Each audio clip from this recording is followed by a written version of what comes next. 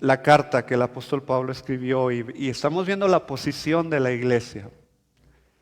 ¿En qué posición está la iglesia? A la semana pasada estuvimos hablando de las bendiciones espirituales en Cristo. Hoy vamos a hablar de la reconciliación y salvación en Cristo. La necesidad de la reconciliación, los medios de nuestra reconciliación y salvación y el propósito de nuestra reconciliación. Siempre que he leído este capítulo, hay algunos versículos, capítulos en la Biblia que me impactan cómo empiezan. Hebreos es uno de ellos, capítulo 1. Empieza la carta diciendo Dios, Dios. Este capítulo me impacta mucho por lo que dice. Vamos a leer unos versículos y voy a tratar de explicarlos y de predicar sobre esto. Pero quiero que trate de leer con su entendimiento, que aprecie lo que vamos a leer. Capítulo 2, versículo 1 de Efesios, la reconciliación, ¿no? La necesidad de la reconciliación. Dice, y Él os dio vida a vosotros. Me gusta porque lo primero que habla es lo que Él nos da. Y dice que Él nos dio vida. Y da la razón por qué nos dio vida. Dice, Él nos dio vida a vosotros cuando estabas muertos. No puedo predicar.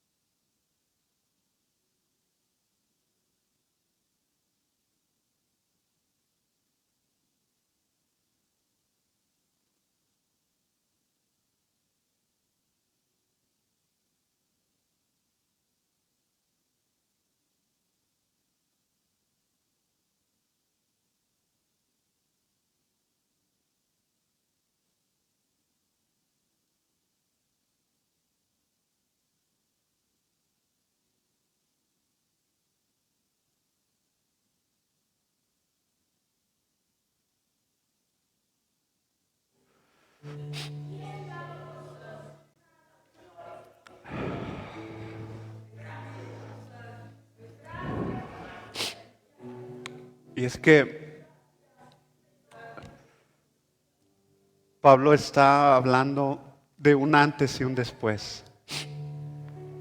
Dice que Él nos dio vida a nosotros cuando estábamos muertos en vuestros delitos y pecados,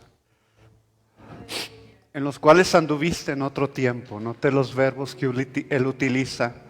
Los verbos hablan en un pasado.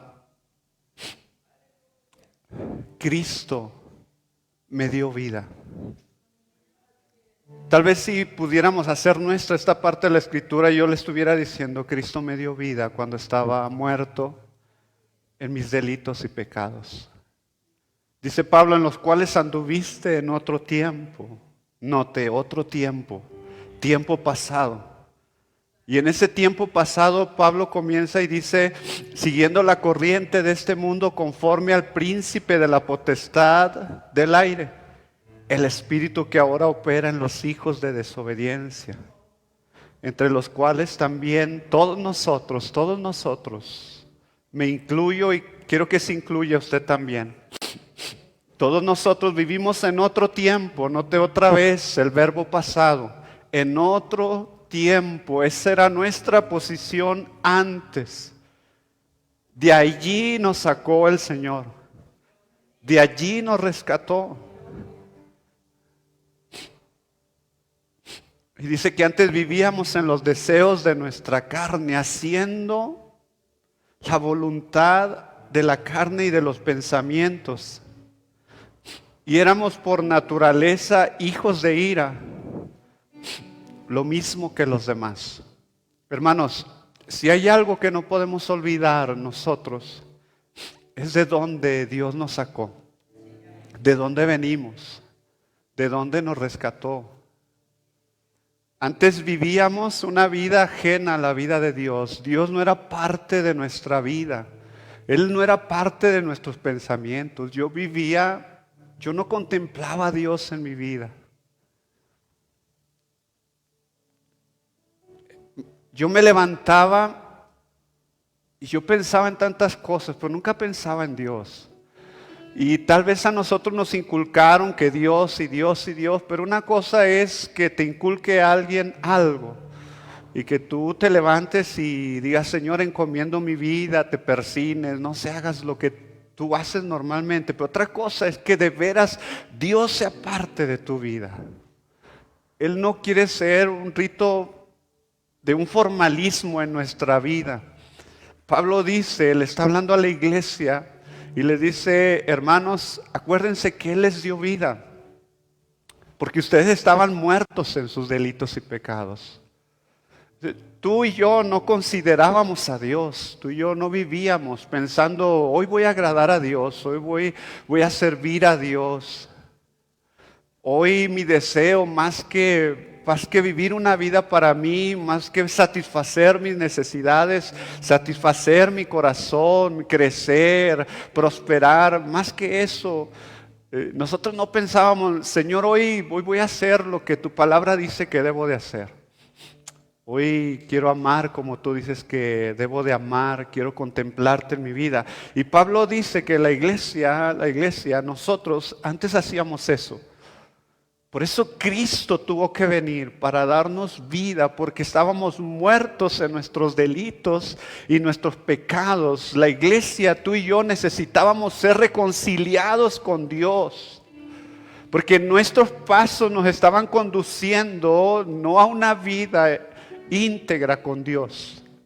Nuestros pasos nos llevaban tal vez al éxito personal, tal vez a tener una buena familia, pero sin Cristo en el centro de esa familia. La iglesia en Éfeso necesitaba entender cuál era su posición. Necesitaba entender que tuvo que haber la necesidad de una reconciliación. Y esa reconciliación fue en Cristo. Y esa necesidad surge porque el hombre natural está muerto espiritualmente. Vive atrapado, vive cautivo en sus propios delitos y en sus propios pecados. El hombre sin Cristo vive lejos de Él, camina lejos de Él y su fin es un final lejos de Cristo. Porque no toma en cuenta a Dios, porque sigue la corriente de este mundo. Para donde el mundo los guía, para allá ellos van caminando. Y el mundo no está guiado por un partido político, sino está guiado por el príncipe de la potestad del aire, se llama Satanás. Y Satanás está cada vez más ganando seguidores. Dice Pablo que éramos por naturaleza hijos desobedientes. No había obediencia en nuestro corazón. Muchos de nosotros no obedecíamos ni a nuestros papás siquiera. Desobedecíamos.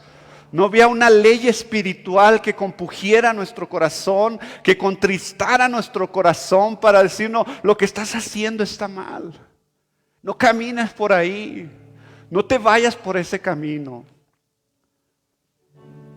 Y nosotros caminábamos así. Pablo está hablando en un tiempo pasado. Está diciendo, hermanos, ustedes eran así. En algún momento Pablo caminó así. Mire que Pablo no era alcohólico, no era drogadicto. Pero Pablo dice, en un tiempo yo caminé ajeno a la vida de Cristo. Iba en contra de Él. Pensaba él que hacía lo correcto, pensaba él que hacía lo bueno, pero Pablo, el testimonio de Pablo es que no, en sí caminaba en contra de Cristo. Cristo tuvo que enfrentarlo a él cara a cara y tuvo que tener un encuentro con Pablo. Pablo de cierta manera está hablando de su testimonio, de lo que él vivió. Y Pablo dice, nosotros éramos desobedientes, nosotros vivíamos haciendo la voluntad de nuestra carne, satisfaciendo nuestros propios deseos. Y si usted no se drogaba, no tomaba, no piense que está libre de eso.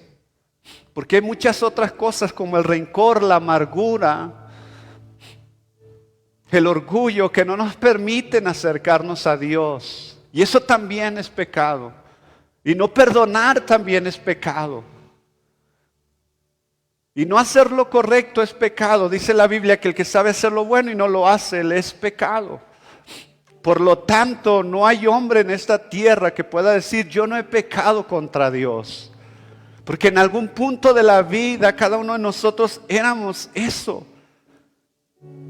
La iglesia, tú y yo, que somos parte del cuerpo, hacíamos la voluntad de nuestra carne, de nuestros pensamientos, lo que pensábamos y creíamos correcto, hacia esa dirección nos dirigíamos. Éramos hijos de ira.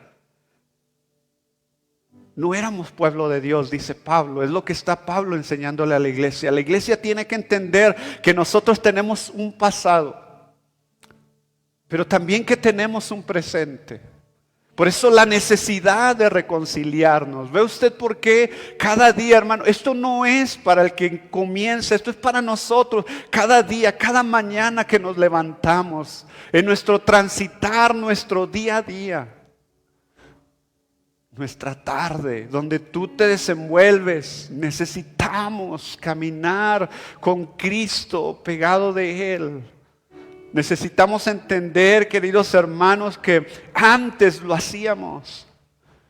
El que tomaba, eso era antes. No puedes decir que tú sigues haciéndolo, porque si nosotros seguimos haciéndolo, entonces no hemos entrado en la reconciliación con Cristo. Pablo dice, eso éramos antes, eso hacíamos antes. La iglesia no puede decir, eso lo hago ahora. No, eso lo hacía antes, porque antes vivía ajeno a la vida de Dios. Hace unos días platicaba con una persona y me dice, mi pareja, son hombres ellos, y son pareja. Se tuvo que ir a Mérida por un buen trabajo, rápido tomó la decisión, se fue y me dice, a mí me están ofreciendo un trabajo en Nueva York para ir allá. Él es una persona, un profesionista, y me dice, y me quiero ir para allá y quiero prosperar, y comienza a decirme todo lo que va a hacer y los planes que tiene, y dice, todas las cosas se acomodan. Y yo pensaba y decía, cuando vives una vida ajeno de la vida de Dios, Dios no está en sus planes, Cristo no está en sus planes, pero es natural para Él porque Él no le conoce. Entonces no puede tomar en cuenta a Dios porque no le conoce. Ahora nosotros eso éramos antes, pero ahora no. Ahora Pablo habla de un tiempo pasado.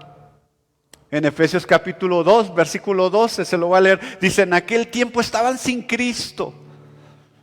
Está hablando a la iglesia, es una palabra para nosotros, alejados de la ciudadanía de Israel y ajenos a los pactos de la promesa, sin esperanza y sin Dios en el mundo.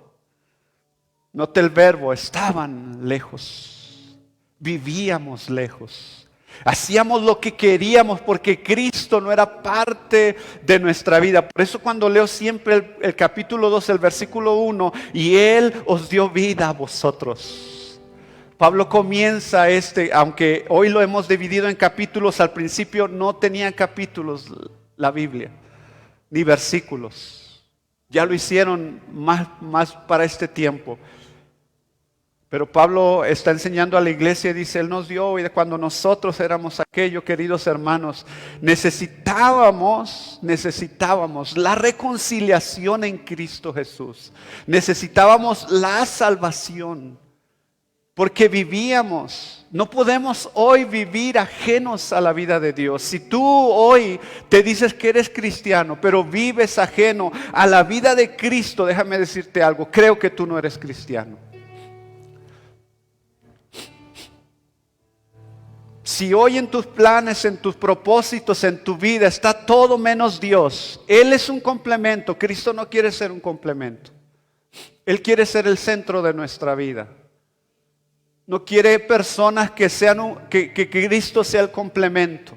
Es decir, yo estudio, yo trabajo y Cristo complementa esta parte de mi paz. Cuando estoy preocupado voy a Él y Él me da paz. Por eso Cristo es un complemento. No, Cristo quiere ser el centro de nuestra vida. Dice Pablo, hablando a la iglesia y enseñándole a la iglesia, usa 3 verbos gramaticales que son estabais, anduviste y vivimos en otro tiempo. Eso éramos antes. Eso, tu vida y mi vida debe ser un antes y un después. La vida de Pablo marca un antes de conocer al Señor. Antes de pedir ese permiso para ir por los cristianos que estaban en Damasco, ¿verdad? Pablo vivía, iba en contra de la voluntad de Cristo, iba por unos cristianos allá. Él pidió permiso a las autoridades, quiero ir por ellos para traerlos, para que sean encarcelados, para que algunos mueran. Sin embargo, en el camino se encontró con Cristo y Cristo le dijo, Pablo, dura cosa te de dar coces, toparte contra el aguijón. No puedes hacer eso, no puedes ir en contra mía. Pablo cayó rendido y dijo, Señor, ¿qué quieres que yo haga? Y entonces en el versículo 4, acompáñeme, dice, pero Dios, los peros buenos de la Biblia, pero Dios, que es rico en misericordia, por su gran amor con que nos amó, aun estando nosotros muertos en pecados, ¿qué hizo? Nos dio vida juntamente con Cristo. Y dice entre paréntesis, por gracia sois salvos. Queridos hermanos, el medio de nuestra salvación, Pablo lo está mencionando al partir del versículo 4. Pero Dios, que es rico en misericordia, cuando vivíamos así, la misericordia de Dios nos alcanzó por su gran amor con que nos amó, que aún estando muertos en delitos y pecados, nos dio vida juntamente con Cristo. Dice el 6, y juntamente con Él nos resucitó y asimismo nos hizo entrar en los lugares celestiales con Cristo Jesús. ¿Para qué? Para mostrar en los siglos venideros las abundantes riquezas de su gracia, de su bondad para con nosotros en Cristo Jesús. Dice Pablo, porque por gracia sois salvos por medio de la fe, y ni siquiera la fe es de nosotros. No hay nada que tú y yo podamos hacer para gloriarnos. Hermanos, Él nos alcanzó, dice Pablo, y el medio que Él utilizó fue su misericordia, el amor del Padre. Y el medio que Él utilizó fue la vida de su Hijo. Cristo nos amó, son el medio de nuestra reconciliación.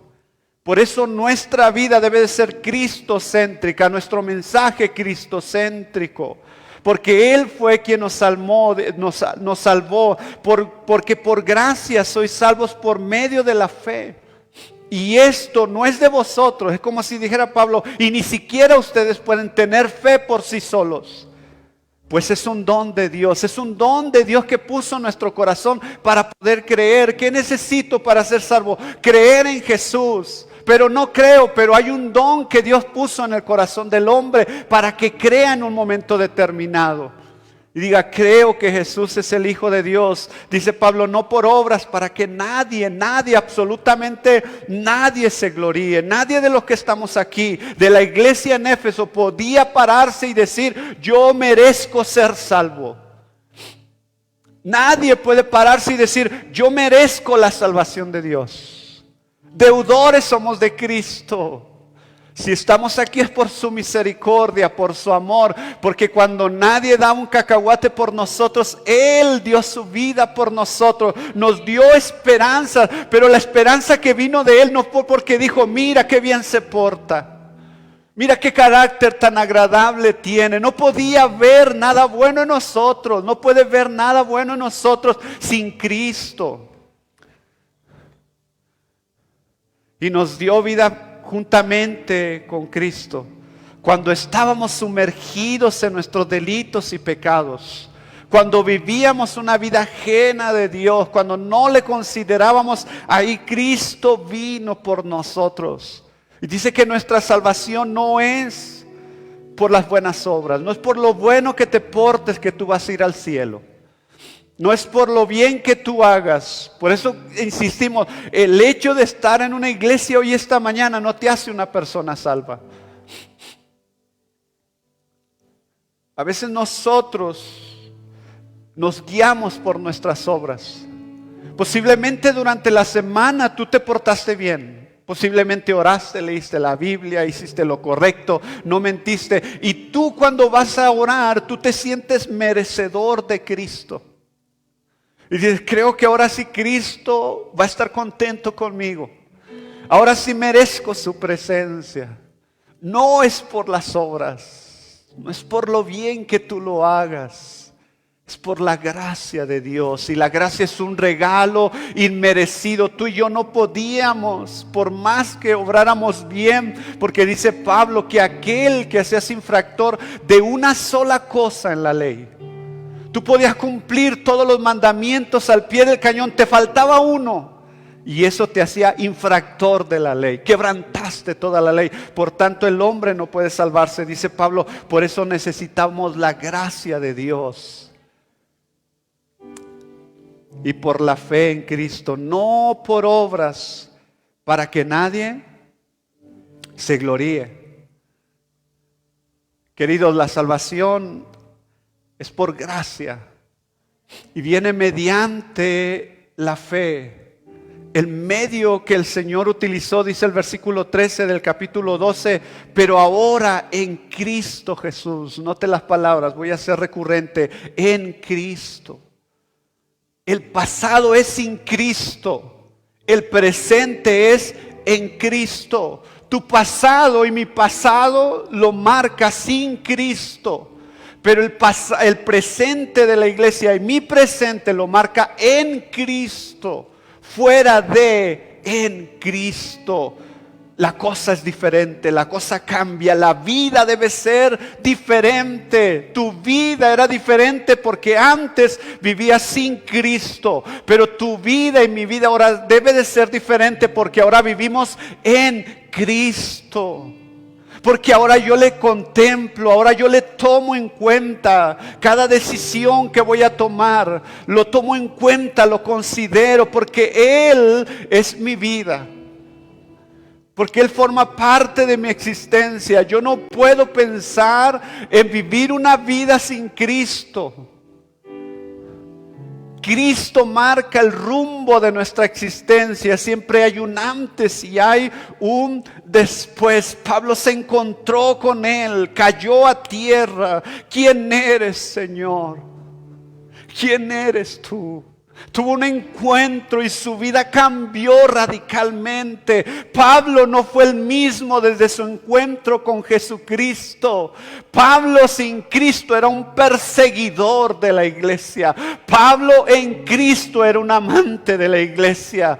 El hombre trabajó para Cristo, por eso es que él no le importaba dónde estuviera. En una prisión aprovechaba el tiempo para escribir cartas. Estaba en un lugar desesperante, en una condición humillante. Él no se sentía humillado, por el contrario, aprovechaba el tiempo, daba ánimo a los hermanos, les infundía ánimo, aliento. Queridos hermanos, gócense en medio de la tribulación. Otra vez os digo, regocijaos en el Señor siempre. Y otra vez lo vuelve a decir, otra vez los digo, regocijaos, porque ahora Pablo no está sin Cristo, ahora Pablo está en Cristo. Hay un antes y hay un después.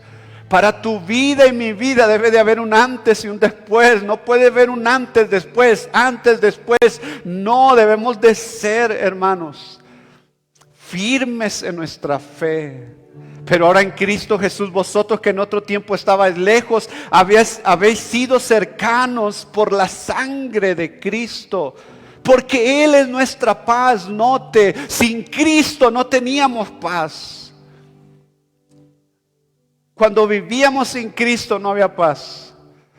Dice Pablo, porque andábamos, que de ambos pueblos hizo uno, derribando la pared intermediaria de separación, aboliendo en su carne las enemistades, la ley de los mandamientos expresado en ordenanzas, para crear en sí mismo de los dos un solo y nuevo hombre, haciendo la paz, y mediante la cruz reconciliar con Dios a ambos en un solo cuerpo, matando en ella las enemistades. Recuerde que la iglesia en Éfeso está geográficamente en un lugar comercial, en una ciudad idólatra donde está la diosa Artemisa, la diosa Diana, muy venerada. Ese lugar se sostenía por las finanzas de esa adoración. Está en un pueblo donde se practica mucho la hechicería, la brujería. La iglesia debe de conocer su identidad, quién es en Cristo. La iglesia, el creyente, debe de conocer su identidad sin Cristo y con Cristo. Debes de entender y debemos de comprender, sin Cristo yo era una persona, en Cristo ahora soy renovado, soy apartado. Y mi vida la compró Jesucristo a través del sacrificio de Cristo, un antes, un después.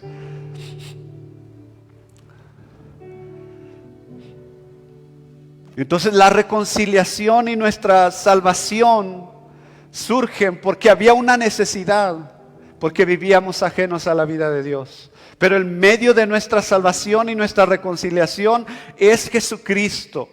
Pero no podemos irnos sin entender que Él nos reconcilió con un propósito. Mire lo que dice el versículo 10.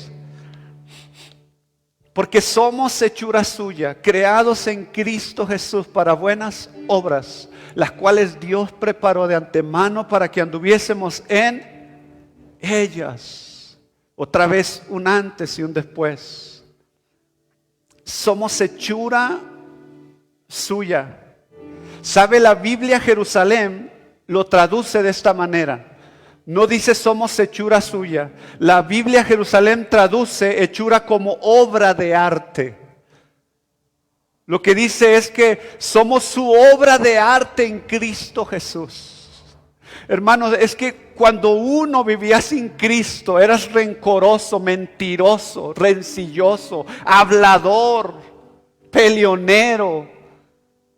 Agréguele todos los adjetivos calificativos que usted considere pertinentes en su vida. Con falta de perdón, odio hacia mi padre, con tantas cosas, así me tomó Cristo. Así me agarró. Y dijo, yo pienso en ti, te voy a transformar en una nueva persona. Yo quiero hacer de ti una nueva criatura. ¿Cómo no llorar cuando uno habla de su testimonio? Y todas las inseguridades las comenzó a transformar. Y trabajó en mi corazón. Y me llevó al perdón a través del amor. Al respeto a través del amor. A dejar de ser mal hablado a través del amor. Porque entendí que Él me amaba, entendí que Él me separó. Queridos hermanos, la salvación no es por obras, pero es para obras. Toda persona que ha confesado a Cristo como su Salvador y ha sido salva, tiene que haber cambios. Estamos obligados a demostrar, a hacer frutos dignos de un arrepentimiento. Nos creó, somos su obra de arte. Nos apartó y dijo, ese hombre mentiroso, yo lo voy a hacer un hombre leal, que su palabra valga.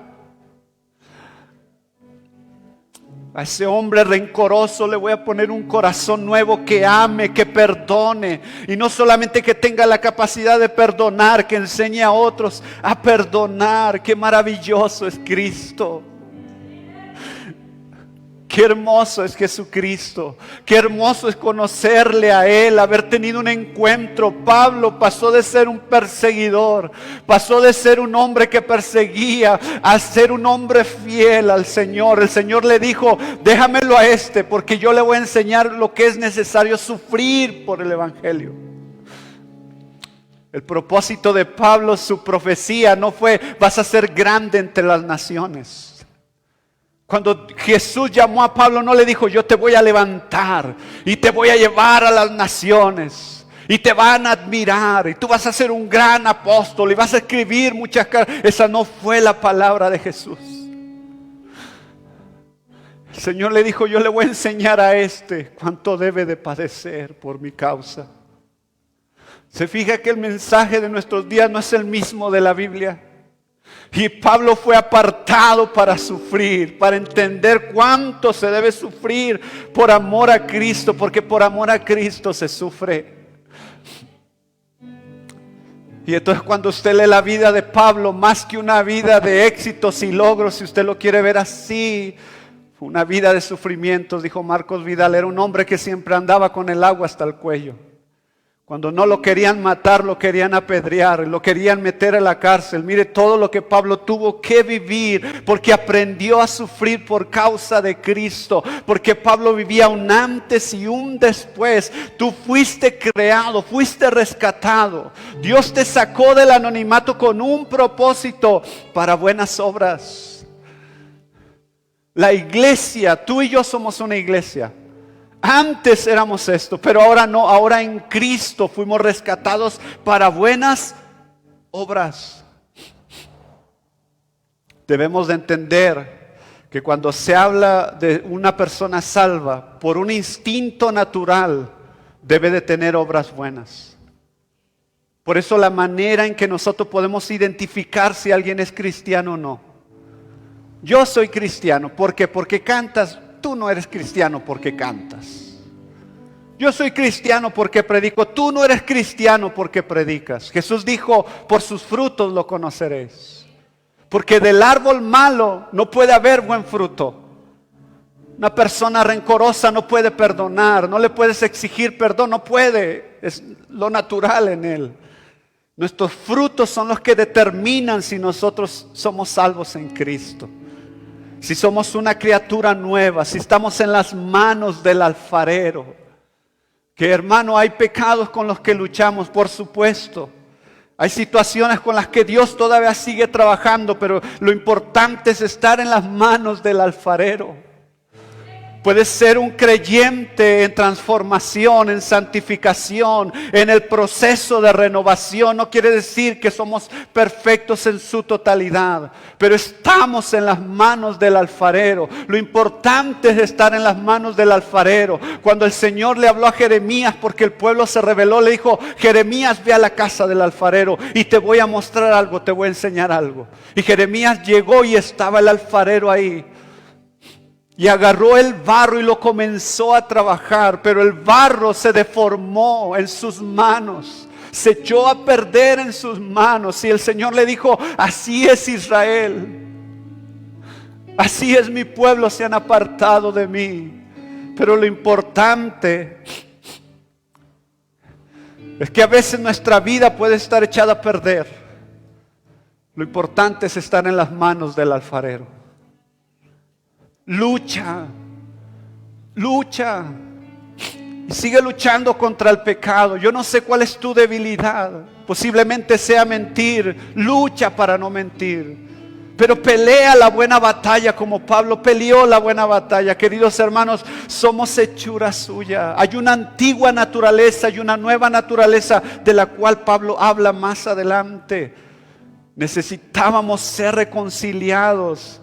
Mire lo que dice Pablo, estoy casi terminando. Así que ya no somos extranjeros ni advenedizos, dice Pablo. Otra vez, ya no somos extranjeros, advenedizos, sino conciudadanos de los santos y miembros de la familia de Dios. La identidad de la iglesia se identifica como miembros de la familia de Dios. Antes no, tú no eras miembro de la familia de Dios.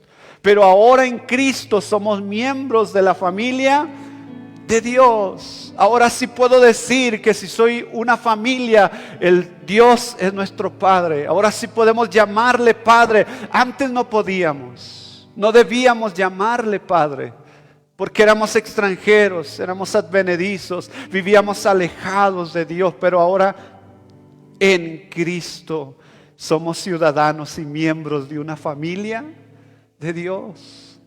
El Señor nos adoptó. Por eso cuando el Salmo dice, aunque mi padre y mi madre me dejaren, con todo Jehová me recogerá. Qué impresionante es el Señor. Mire, muchas veces nuestra familia nos rechaza, pero Dios puso una familia en Cristo.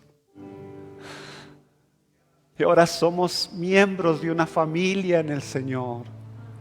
Y muchas veces la paternidad que no te dio tu padre, la familia en Cristo, cumplen esa función. Y te encuentras a alguien que toma esa paternidad y te abraza. Te corrige.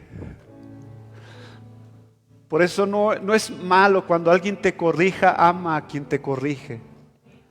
Ama a aquella persona que tenga el valor. Mire, yo tengo un amigo, se llama Julio Lara. Él era músico aquí en este lugar. Y cuando yo recién vine, yo amo a ese hombre con un amor en Cristo. Porque marcó mi vida impresionantemente. Y una vez me corrigió él con mucho cariño y con mucha ternura y vacilando. Y me dice, Gaby, ¿puedo comentar algo contigo? Y le digo, sí, aquí atrás había una cancha de básquetbol y aquí estábamos. Y yo jugábamos mucho básquetbol. Y me dice, ¿sí te has dado cuenta que eres bien mal hablado?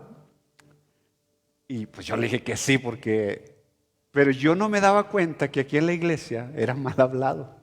Yo pensaba, cuando recién venía, yo pensaba que eso yo lo hacía en otro lugar. Y aquí yo me sentía que no hablaba mal. Pero me traicionaba mi subconsciente y mi manera de ser. Y me dijo, eres bien mal hablado. Si te das cuenta que dices muchas groserías. Y me dio pena que me dijera. Y le digo, ¿a poco sí? Dice, sí, dices muchas groserías y todo cuando estamos jugando. ¿Te gustaría que el Señor te ayudara con eso? Y le dije que sí, de vergüenza, ¿verdad? Y me corrigió. Y desde ese día yo empecé a tomar en cuenta cómo hablaba, no solamente aquí, sino lejos, cuando no estaba aquí. Y empecé a tomar en cuenta y luego otra persona me regaló una tarjetita de cumpleaños. ¡Feliz cumpleaños! Una hermana en la fe, amiga mía. ¡Feliz cumpleaños, Gaby! Que Dios te bendiga y bla, bla. Órale, qué padre todo. Y me da una tarjeta bien bonita y la tarjeta atrás decía, no todo lo que entra en la boca contamina al hombre, mas lo que sale de la boca. Y yo dije, como dice Junior, ¿qué pasó? ¿Qué pasó? Yo dije, la cosa fue directa conmigo. Me está diciendo que soy un mal hablado. Me acuerdo que esa tarjetita, cuando la leí, yo tenía 17 años.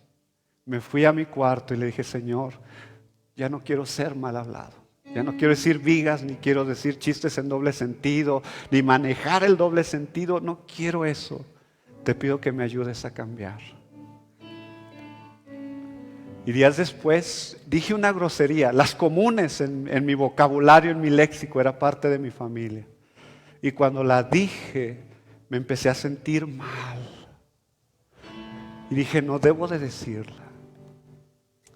Y luego días después dije otra. Y yo sentía que Dios estaba conmigo diciendo, tienes que cambiar.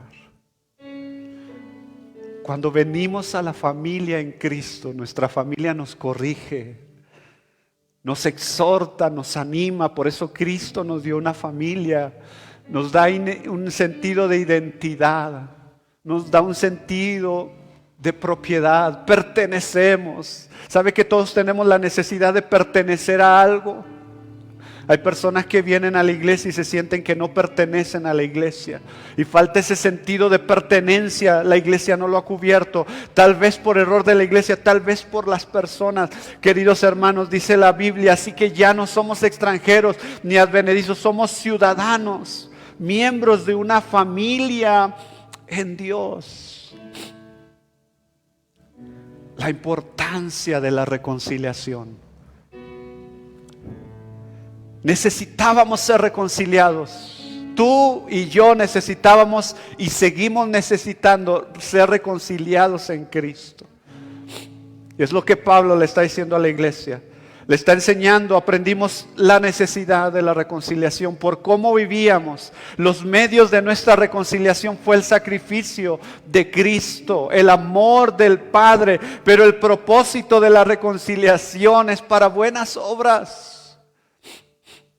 Para que tú y yo, la iglesia, camine en buenas obras. En la vida de Pablo existió un antes y un después. Lo que fue el antes de conocer a Cristo, lo que fue después de conocer a Cristo. Sabes, tu vida y mi vida debe de haber un antes y un después. No puedes vivir en el antes. Debe de haber un antes y un después. Debe de haber un testimonio de lo que yo era antes sin Cristo, lo que ahora soy en Cristo. Estábamos lejos, dice la Biblia, de poder acercarnos a Dios. ¿Se da cuenta por qué cuando oramos tenemos ese privilegio? ¿Por qué venir a la iglesia no es solamente por algo que nos enseñan, porque hacemos para perder o para matar la mañana del domingo? No, es un privilegio cuando tú te puedes acercar a Dios. Porque antes no lo podíamos hacer, pero ahora, hermanos, antes no teníamos paz, ahora podemos tener paz. Antes no podíamos, vivíamos desesperados, ¿qué hago? ¿Cómo le hago? Pero ahora tenemos una educación en Cristo. Tenemos una fuente a donde recurrir. Tenemos a alguien a quien clamar. Tenemos a alguien en quien meditar, en quien pensar. Tenemos a alguien en quien confiar. Mi esposa no está aquí porque está enferma. Ayer estuvimos toda la tarde en urgencias. Y cuando estábamos ahí, ¿sabe? Yo pensaba en esto y decía, Señor, gracias porque te tenemos a ti. No quisiéramos estar aquí, pero estamos aquí, no importa. Te tenemos a ti, tú eres mi fortaleza, tú eres mi ayuda, tú eres mi pronto auxilio. Yo antes no tenía paz, ahora tengo paz en Jesús. Yo no soy como los demás, yo sí tengo una esperanza. Yo sí tengo en alguien en quien confiar, yo tengo a alguien en quien clamar. Yo tengo a alguien de quien hablar y Él es mi paz. Y antes eso yo no lo tenía, tú no lo tenías, pero ahora en Cristo lo tenemos. Tú necesitas reconciliarte. Si hoy en esta mañana no has reconciliado tu vida con Dios, no salgas de este lugar sin reconciliarte con el Señor. Yo no sé cómo llegaste tú, cómo llegué yo, Dios sabe, conoce el corazón. Nosotros vemos la apariencia, tú me ves vestido con corbata y dices, no, Él está súper bien, tú no sabes cómo estoy yo. Él me sorprendió esta mañana.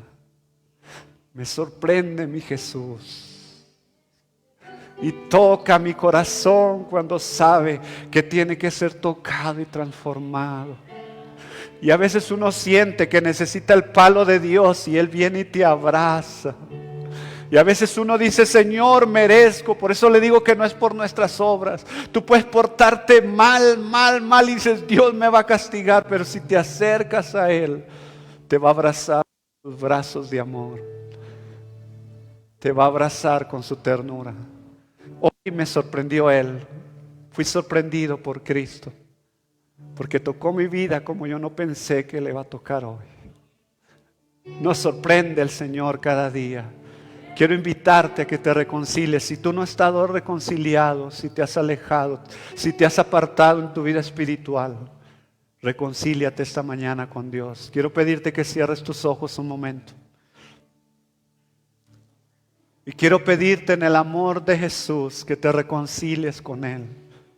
Iglesia, como iglesia necesitamos reconciliarnos con Él. Señor, tú nos diste vida a nosotros cuando vivíamos muertos en delitos y pecados. Padre, hoy queremos reconciliarnos contigo. Hoy hacemos un llamado, Señor, a cada hermano, cada hermana que está aquí para la reconciliación.